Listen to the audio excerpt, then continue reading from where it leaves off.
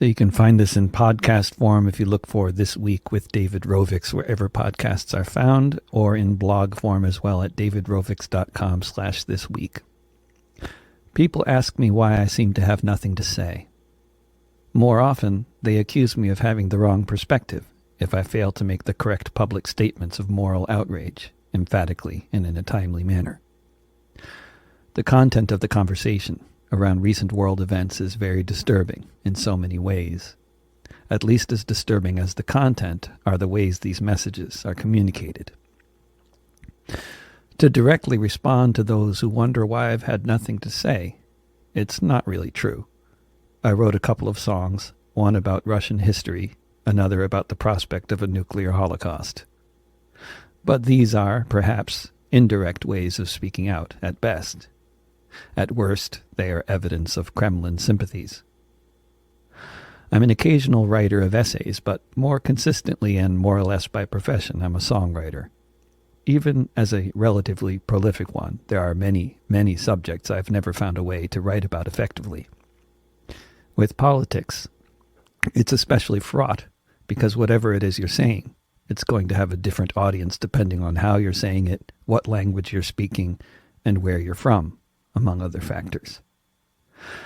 I don't know about other artists, but when I'm writing a song, I may be writing it because I want to tell a story and I enjoy trying to do that well just for the sake of writing a good song. But I'm also aware, as I'm coming up with an idea for a song, that I have a small audience, and it is overwhelmingly composed of English-speaking people from North America and Northwestern Europe. Despite my own Belarusian and Hungarian background, I have no audience to speak of in Eastern Europe. When I'm writing, whatever I'm writing, there's generally the hope that my words might have some kind of impact on someone. Probably some English-speaking person from North America or Northwestern Europe. Maybe even many thousands of someones, including some who live in tents and others who are members of various parliaments. If I were to write something speaking out against what the Western media calls Putin's war against Ukraine, who is my audience and what am I trying to say to them? My impression is for a lot of people, these are not important kinds of questions. What matters is being morally correct as far as I can tell. While the desire to stop the bombing by any means possible is so very easy to understand, the specter of self-proclaimed progressives and even anarchists publicly calling for NATO to impose a no-fly zone over Ukraine is absolutely terrifying to me, for so many reasons. The world might be a better place if everyone was issued their own surface-to-air missiles at birth to use at their discretion at some point. Then perhaps the whole world could be one big no-fly zone. It's a nice fantasy, but in the real world, imposing a no-fly zone on a nuclear power means World War III. Or at least that's what the more pragmatic elements within NATO believe. So close the skies remains a rallying cry for Zelensky and the NATO hardliners. But a line those more cognizant of the prospect of mutually assured destruction are unwilling to cross for now. If you are not on social media proclaiming your support for NATO to initiate World War III, however, then you are a tool of Putin. All the more so if you dare suggest that NATO brinkmanship, NATO expansion, and NATO aggression are all massively responsible for sending us off the cliff from which we are currently hurtling towards the rocks below. The response that you'll see in the left-wing forums on Reddit, Twitter, Facebook, or YouTube will likely include phrases like full stop or the bottom line, such as this is Russian imperialism full stop. History, provocations, military training, military aid, sanctions, proxy wars, coup plots, political corruption involving the U.S. president's own family members, all irrelevant, not even worth considering evidence of being pro-Putin. 2 months ago, I wrote a piece in Counterpunch called Biden's Brinkmanship. Now, I'm not sure if the brink is ahead of us or behind us or if we're teetering on top of it. I commented then that the mass media had never been so propagandistic in my lifetime. Since that time, it has grown exponentially worse, and along with the mindless repetition of freedom versus tyranny nonsense, Western democracy versus Russian oligarchy, there is now a witch hunt across the Western world against anyone from Russia who fails to make the correct public statements of moral outrage. And far beyond that, even those who make the right public statements are ineligible due to nothing more than their citizenship. No Russians allowed in the Boston Marathon, I hear this morning on NPR. The idea that the sanctions against Russia are going to help isolate the regime would not seem to have any historical basis in reality. The U.S.-led sanctions regime against Saddam Hussein's Iraq were responsible for killing 500,000 Iraqi children in the 1990s alone, according to UNICEF.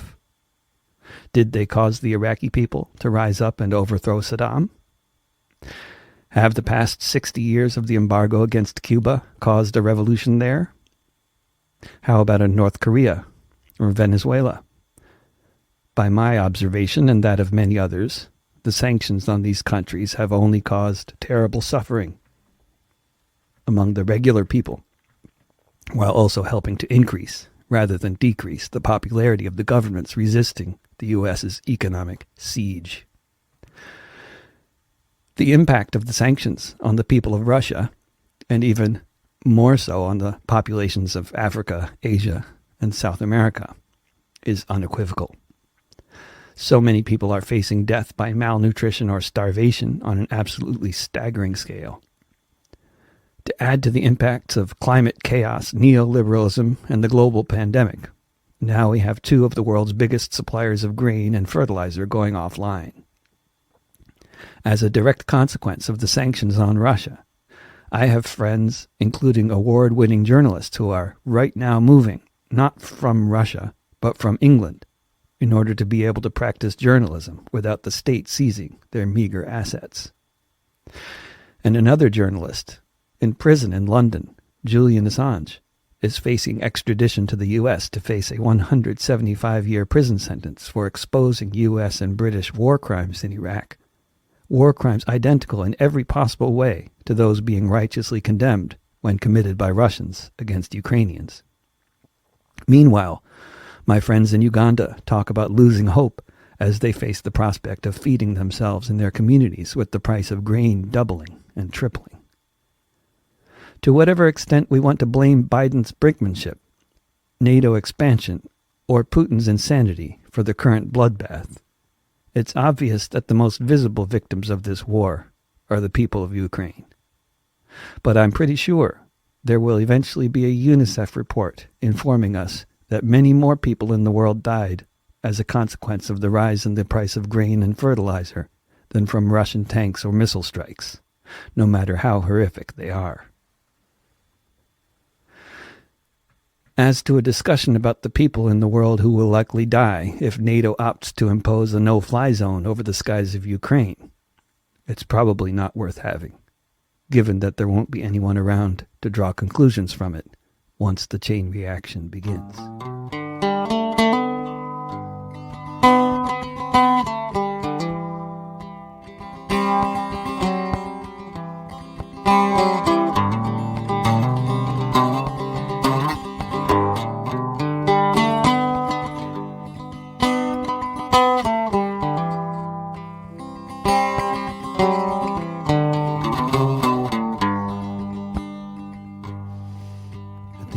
End of World War III, amid the lightning and thunder, those left alive, as long as they live, will wonder. Was there something that could have been done before nuclear winter blocked out the sun, after the earth that we once knew was blown asunder? At the end of World War III, any pundits who may still be found will have heated debates about how the end came round. Was it the Black Sea blockade when the rush for the end times was made, or the breaking of promises promised when the wall came down? the end of World War III, as people look for clean water to drink, as they're dreaming of the days when they had a kitchen sink, wishing they could try again to talk to belligerent men, back when we were only hanging on the brink. At the end of World War III, when everyone has the same thought, is this what imperial intransigence wrought? Life under occupation, or the end of creation? Decisions that decades of lost opportunities brought. At the end of World War III, with billions dead or dying, it won't matter who was right, who was lying. When civilization has ended, once the last warhead's descended, only then will there be no one left denying. At the end of World War III, as the few left alive survey the rubble remaining, wondering how long they'll survive, too late to question the story of expansion or conquest or glory. No time to rewind from the date Armageddon arrived. At the end of World War III,